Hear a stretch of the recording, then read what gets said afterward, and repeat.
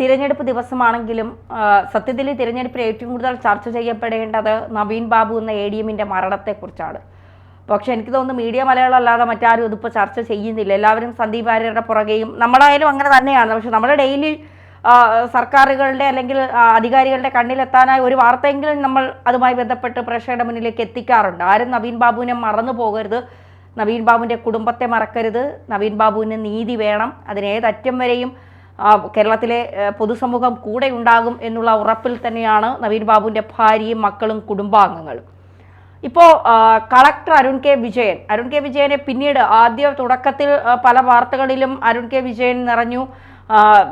ദിവ്യയെ ബലിയാടാക്കാൻ അരുൺ കെ വിജയൻ ശ്രമങ്ങൾ നടത്തിയോ എന്നുള്ള ആരോപണങ്ങൾ പല കോണിൽ നിന്ന് വന്നു. പിന്നീട് ദിവ്യയെ രക്ഷിക്കാൻ വേണ്ടി അരുൺ കെ വിജയൻ കോടതിയിൽ തന്നെ വന്ന് നവീൻ ബാബു കണ്ടു എന്നൊക്കെയുള്ള ചില വ്യാജ കഥകൾ പറഞ്ഞ് ഒപ്പിക്കാൻ ശ്രമിച്ചു. അതൊക്കെ വെറുതെയാണെന്ന് കുടുംബം തന്നെ തള്ളിക്കളഞ്ഞു. ഇപ്പോൾ സ്ഥിരീകരിക്കാത്ത ഒരു വിവരം വരുന്നത് അരുൺ കെ വിജയൻ IAS ഉദ്യോഗസ്ഥനാണ്. ഇത്രയും ആരോപണം നേരിടുന്ന ഒരു IAS ഉദ്യോഗസ്ഥനെതിരെ പ്രത്യേകിച്ച് കേന്ദ്ര ആഭ്യന്തരമന്ത്രി കൂടിയായ അമിത്ഷാ കൂടുതൽ വിവരങ്ങൾ തേടിയിട്ടുണ്ട് എന്നുള്ളത് സ്ഥിരീകരിക്കാത്ത വിവരം വരുന്നു. കാരണം ഒരു മരണവുമായി ബന്ധപ്പെട്ടാണ്, ഒരു ആത്മഹത്യ എന്ന് പറയപ്പെടുന്ന, അത് കൊലപാതകമാണോ എന്ന് പോലും സ്ഥിരീകരിക്കാത്ത ഒരു മരണവുമായി ബന്ധപ്പെട്ട കേസിലാണ് ഒരു IAS ഉദ്യോഗസ്ഥൻ്റെ പേര് ഉയർന്നു കേൾക്കുന്നത്. അപ്പോൾ IAS ഉദ്യോഗസ്ഥർക്കൊക്കെ കേന്ദ്രവുമായി കൂടുതൽ അടുത്ത ബന്ധമുണ്ട് എന്നുള്ളതാണ്. അപ്പോൾ തീർച്ചയായിട്ടും അക്കാര്യങ്ങളിൽ PP ദിവ്യ ബലിയാടായതാണോ, PP ദിവ്യയെ ബലിയാടാക്കിക്കൊണ്ട് അരുൺ കെ വിജയനാണോ ഇതിൻ്റെ പിന്നിലെ വില്ലൻ എന്നൊക്കെയുള്ള ചില ശക്തമായ ആരോപണങ്ങൾ പല ഭാഗത്തു നിന്നും വരുമ്പോഴാണ് കേന്ദ്രം ഇതിൽ ഇടപെടൽ നടത്താൻ ഒരുങ്ങുന്നു എന്നുള്ള ഒരു വാർത്ത ചില വൃത്തങ്ങളിൽ നിന്ന് കിട്ടുന്നത്. എന്താണ് ഇപ്പോൾ നവീൻ ബാബുവിൻ്റെ വിഷയവുമായി ബന്ധപ്പെട്ട് കേന്ദ്രവും കൂടി ഇടപെടുമ്പോൾ അരുൺ കെ വിജയൻ സത്യം പറയാൻ സാധ്യതയുണ്ടോ? കേന്ദ്രം ഇടപെടുന്നു എന്ന് പറയുമ്പോൾ IAS എല്ലാം കേന്ദ്ര സർവീസാണ്. IAS IPS ഒക്കെ കേന്ദ്ര സർവീസാണ്. ഈ കേന്ദ്ര സർവീസിലുള്ള ഉദ്യോഗസ്ഥർ എന്ത് തെറ്റ് ചെയ്താലും അതിൽ കൃത്യമായ നടപടി, അന്തിമമായ നടപടി എടുക്കാൻ കേന്ദ്രത്തിനാണ് അവകാശം. മാത്രവുമല്ല, കേന്ദ്ര സർക്കാർ പാസ്സാക്കിയ പുതിയ നിയമം അനുസരിച്ച് ഏത് IAS ഓഫീസറെയും ഏത് IPS ഓഫീസറെയും കേന്ദ്രത്തിന് തിരിച്ചു വിളിക്കാം. അതുകൊണ്ട് തന്നെ ഇത്തരത്തിലുള്ള നടപടികൾ, അപ്പോൾ സംസ്ഥാന സർക്കാരിന് IAS ഉദ്യോഗസ്ഥർക്ക് നേരെ എടുക്കാവുന്ന നടപടി കൂടിപ്പോയ സസ്പെൻഷൻ മാത്രമാണ്. അല്ലെങ്കിൽ അദ്ദേഹത്തെ പിരിച്ചുവിടാനുള്ള ഒരു ഈ പറയുന്ന നോട്ട് കേന്ദ്രത്തിന് കൊടുക്കാം. അതിനപ്പുറത്തേക്ക് സംസ്ഥാന സർക്കാരിന് IAS ഉദ്യോഗസ്ഥരുടെ മേൽ ഒന്നും ചെയ്യാൻ കഴിയില്ല. കോടതിക്ക് ശിക്ഷിക്കാം. അതുവഴി IASന്റെ കൃത്യമായ മുകളിലുള്ള ആളുകൾക്ക് അതുവഴി നടപടിയെടുക്കാമെന്നുള്ളതല്ലാതെ IAS ഉദ്യോഗസ്ഥരെ ശിക്ഷിക്കാനുള്ള നിയമം സംസ്ഥാന സർക്കാരുകൾക്ക് ഇല്ല. സസ്പെൻഷൻ ഒരു പക്ഷേ നീട്ടിക്കൊണ്ട് 6 മാസത്തിനപ്പുറത്തേക്ക് പോകാൻ പറ്റില്ല എന്നാണ് ഞാൻ മനസ്സിലാക്കുന്നത്. അവിടെ കേന്ദ്രത്തിൻ്റെ ഇടപെടൽ എന്ന് പറയുമ്പോൾ IAS ഉദ്യോഗസ്ഥന്മാർക്ക് അല്ലെങ്കിൽ പ്രത്യക്ഷത്തിൽ അല്ലെങ്കിൽ നമ്മൾ നേരിട്ട് പറയുകയാണെങ്കിൽ കളക്ടർ അരുൺ കെ വിജയന് ഒരു വലിയ ബാധ്യതയാണ്, അദ്ദേഹത്തെ ഭയപ്പെടുത്തുന്ന ഒന്നാണ്. അദ്ദേഹം ഇതിൽ വില്ലൻ കളിച്ചിട്ടുണ്ടോ എന്നുള്ളത് വലിയ സംശയം മാത്രമല്ല, പല കാര്യങ്ങളും വിരൽ ചൂണ്ടുന്നത് അരുൺ കെ വിജയന്റെ ഒളിച്ചുകളിയിലേക്കാണ്. അപ്പോൾ ആ തരത്തിൽ അരുൺ കെ വിജയൻ ഇത്തരത്തിലൊരു കാര്യം ചെയ്തിട്ടുണ്ടെങ്കിൽ അദ്ദേഹത്തെ ഏതൊക്കെ രീതിയിൽ കേന്ദ്രത്തിന് അത് അന്വേഷിക്കാമെന്നും കേന്ദ്രത്തിന് ആ ഡെപ്യൂട്ടേഷനിൽ അദ്ദേഹത്തിന് ആ കേന്ദ്ര സർവീസിലേക്ക് വിളിച്ചു വരുത്താനും തിരിച്ചു വിളിക്കാനും ഒക്കെ കേന്ദ്രത്തിന് അധികാരമുള്ളപ്പോൾ കേന്ദ്രത്തിൻ്റെ ഭാഗത്തുനിന്ന് ഒരു അന്വേഷണം വരുമ്പോൾ അരുൺ കെ വിജയൻ വെള്ളം കുടിക്കുമെന്നുള്ള കാര്യത്തിൽ യാതൊരുവിധ സംശയവുമില്ല. അമിത്ഷായുടെ നീക്കം വളരെ കിടിലമായ, കേന്ദ്ര ആഭ്യന്തരമന്ത്രി അറിയാമല്ലോ അമിത്ഷായെ. അപ്പോൾ മറ്റ് ആഭ്യന്തരമന്ത്രിമാരെ പോലെ ഉള്ള ഉണ്ണാക്കൻ ആഭ്യന്തരമന്ത്രി അല്ല അമിത്ഷാ എന്ന് പറയുന്നത്.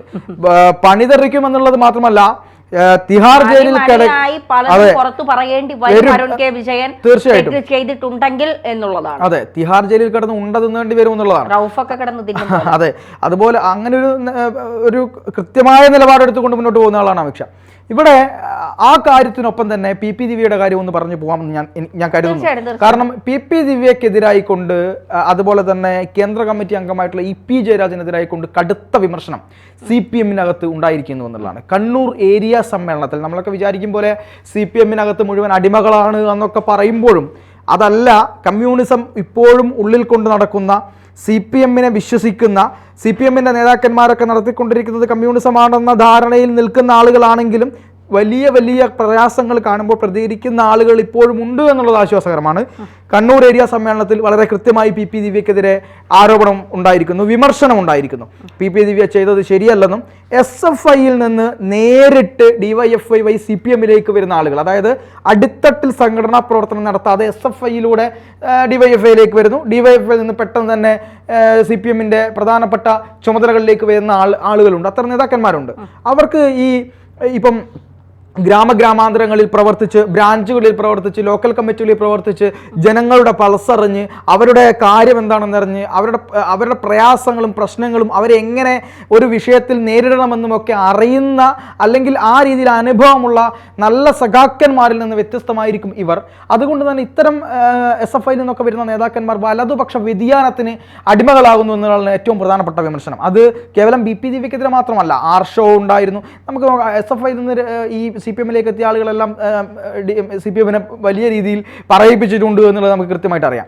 ആ രീതിയിലുള്ള വലിയ വിമർശനം പി ദിവ്യ ശ്രദ്ധിച്ചില്ലെന്നും പി ദിവ്യ ആവശ്യമില്ലാത്ത സ്ഥലത്ത് കടന്നു എന്ന വിമർശനം നടത്തിയെന്നും ഇതൊന്നും അംഗീകരിക്കാൻ കഴിയില്ലെന്നും ഏരിയ സമ്മേളനത്തിൽ വളരെ കൃത്യമായ വിമർശനം പ്രതിനിധികൾ ഉയർത്തിയിട്ടുണ്ട്. രണ്ടാമത്തത്, ആ സമ്മേളനം ഉദ്ഘാടനം ചെയ്തത് കേന്ദ്ര കമ്മിറ്റി അംഗമായിട്ടുള്ള EP ജയരാജനാണ്. ആ ഉദ്ഘാടനം ചെയ്ത EP ജയരാജനെതിരെയും വളരെ വലിയ വിമർശനം ആ ഒരു സമ്മേളനത്തിൽ ഉയർന്നിട്ടുണ്ട്. അതായത് അദ്ദേഹം ചേലക്കര ഉപതെരഞ്ഞെടുപ്പ് നടക്കുമ്പോൾ അദ്ദേഹത്തിൻ്റെ പുസ്തകം പുറത്തു വന്നു. ആ പുസ്തകത്തിലെ പല പരാമർശങ്ങളും പാർട്ടിക്ക് അവമതിപ്പുണ്ടാക്കി. അദ്ദേഹം അറിയാതെ അദ്ദേഹത്തിൻ്റെ പുസ്തകം ഒരിക്കലും പുറത്തു പോകില്ല എന്നുള്ളത് നമുക്കെല്ലാം അറിയാമല്ലോ. അപ്പോൾ അതിൽ ചില ഉഡായിപ്പ് ന്യായീകരണങ്ങളും നാടകങ്ങളിയൊക്കെ നടന്നുവെങ്കിലും ഒന്നും സംഭവിച്ചില്ല. അദ്ദേഹം തന്നെ എഴുതിയതാണ് എന്നുള്ളത് നമുക്കെല്ലാം അറിയാം. അപ്പോൾ ആ രീതിയിൽ അദ്ദേഹത്തിനെതിരെയും വിമർശനം ഉണ്ടായിട്ടുണ്ട്. ഈ കാര്യത്തിൽ ദിവ്യക്കെതിരെ ഒരു കണ്ണിൽ പൊടിയിടാനുള്ള ഒരു നടപടി എടുത്തുകൊണ്ട് കളക്ടർ അരുൺ K വിജയനെതിരെയും പ്രശാന്തിനെതിരെ, ഇപ്പം നോക്കൂ തന്നെയാ ഈ പ്രശാന്തിന് ഈ കേസിൽ എവിടെയാണുള്ളത്, അതുപോലെ തന്നെ കളക്ടർ അരുൺ K വിജയൻ എവിടെയാണുള്ളത്? ഈ പെട്രോൾ പമ്പ് ആർക്ക് വേണ്ടിയാണ് ഉണ്ടാക്കുന്നത്? അതിൻ്റെ പുറകിൽ ബിനാമികളുണ്ടോ? എന്താണ് യഥാർത്ഥത്തിൽ സംഭവിച്ചത് എന്നുള്ള കാര്യങ്ങളിൽ ഒന്നും തന്നെ കൃത്യമായ ഒരു അന്വേഷണ പുരോഗതി റിപ്പോർട്ടിലോ ഒന്നും തന്നെ ഇത് പറയുന്നില്ല. ഇവരുടെ അന്വേഷണം എങ്ങോട്ടാണ് പോകുന്നത് എന്നത് വലിയൊരു ചോദ്യമല്ലേ? കാരണം ഇത് CPMന്റെ ഒരു പരിപാടി എന്ന് പറയുന്നത്, അല്ലെങ്കിൽ അവരുടെ ഒരു അജണ്ട എന്ന് പറയുന്നത് ഈ PP ദിവ്യയിലേക്ക് മാത്രം ഈ കേസ് ഒതുക്കുക, PP ദിവ്യയിലേക്ക് മാത്രം കേസ് ഒതുക്കി ഈ ആത്മഹത്യാ പ്രേരണ കുറ്റം എന്ന് പറയുന്ന എവിടെയും തെളിയിക്കപ്പെടാൻ വളരെ വളരെ സാധ്യത കുറവുള്ള, കോടതിയിൽ നിലനിൽക്കാൻ സാധ്യത കുറവുള്ള ഒരു കേസ് കൊടുത്ത് ആ കേസിൽ മാത്രം അന്വേഷണം നടത്തി PP ദിവ്യയെ അതുവരെ ഇരണാവ് ബ്രാഞ്ച് കമ്മിറ്റിയിലിരുത്തി അവർ നേരിട്ട് ചില പ്രയാസങ്ങളും പ്രശ്നങ്ങളും മനപ്രയാസങ്ങളും ഒക്കെ അവർ സഹിച്ചാൽ മതി. എന്നിട്ട് കോടതി കുറ്റവിമുക്തയാക്കുമ്പോൾ നേരെ അവരെ എടുത്ത് വീണ്ടും ജില്ലാ കമ്മിറ്റിയിലിട്ട് അടുത്ത തെരഞ്ഞെടുപ്പിൽ ഒരു സീറ്റും കൊടുത്ത് ഒന്ന് സമാധാനിപ്പിക്കാനുള്ള നീക്കം, അല്ലെങ്കിൽ അടുത്ത തെരഞ്ഞെടുപ്പോടുകൂടി ഈ പറയുന്ന പഞ്ചായത്ത് തെരഞ്ഞെടുപ്പോടുകൂടി അവർക്കൊരു സീറ്റ് കൊടുക്കാൻ, എന്തെങ്കിലും നല്ലൊരു തരത്തിലുള്ള സീറ്റ് കൊടുക്കാനുള്ള, അല്ലെങ്കിൽ അടുത്ത ലോക്സഭാ ഇലക്ഷനിൽ ഒരു സീറ്റ് കൊടുക്കാനുള്ള നിലപാടിലേക്കൊക്കെ ആയിരിക്കും CPM പോവുക. എന്തായാലും ഈ രീതിയിൽ ഈ കേസിനെ ഒതുക്കിക്കളയാമെന്നുള്ള നിലപാടിലേക്ക് CPM പോകുമ്പോൾ ഇതിൻ്റെ പിറകിൽ പ്രവർത്തിച്ചിട്ടുള്ള പ്രമാണിമാരെ, മാഫിയകളെ, അല്ലെങ്കിൽ ഇതിൻ്റെ ഈ തൃച്ചംബരം ക്ഷേത്രത്തിലെ ഭൂമിയുമായി ബന്ധപ്പെട്ടൊക്കെയുള്ള വിഷയങ്ങളിൽ അന്വേഷണം നടന്നിട്ടില്ല. അത് യഥാർത്ഥ പ്രതികളിലേക്ക് എത്തിയിട്ടുമില്ല. ഇത് ഈ കേസ് അന്വേഷണത്തിൽ ഈ യഥാർത്ഥ പ്രതികളിലേക്ക് എത്തുമെന്നും പ്രതികൾ ശിക്ഷിക്കപ്പെടുമെന്നും എനിക്ക് തോന്നുന്നുണ്ടോ? തീർച്ചയായിട്ടും ഇല്ല. കാരണം PP ദിവ്യയെ എനിക്കിപ്പോൾ ചില സംശയങ്ങൾ തോന്നുന്നത് PP ദിവ്യ എവിടെയോ ബലിയാടായിട്ടുണ്ട്. കാരണം PP ദിവ്യ അന്ന് കാണിച്ചതൊക്കെ ഒരിക്കലും നീതീകരിക്കാൻ കഴിയാത്ത കാര്യങ്ങളാണ് എങ്കിൽ പോലും PP ദിവ്യ ആരൊക്കെയോ ചേർന്ന് കരുവാക്കിയതാണ്. അരുൺ K വിജയനെ രക്ഷപ്പെടുത്തിയെടുക്കാൻ ആരൊക്കെയോ എവിടെയൊക്കെയോ കളിച്ച നാടകങ്ങളാണ്. PP ദിവ്യ സ്വാഭാവികമായും അവർ തെറ്റ് ചെയ്തിട്ടില്ലാത്തത് കൊണ്ട് അങ്ങനെയാണ് എങ്കിൽ ഞാൻ ഉറപ്പിച്ച് പറയുന്നില്ല, അവർ ഈസിയായി P ശശിയെ ലൈംഗിക ആരോപണ കേസിൽ ആരോപണങ്ങൾ കേട്ട ആളാണ് P ശശി ഇപ്പോൾ പൊളിറ്റിക്കൽ സെക്രട്ടറിയാണ് പിണറായി വിജയന്റെ. അത്ര വലിയ തെറ്റൊന്നും ദിവ്യ ചെയ്തു എന്ന് എനിക്ക് തോന്നുന്നില്ല.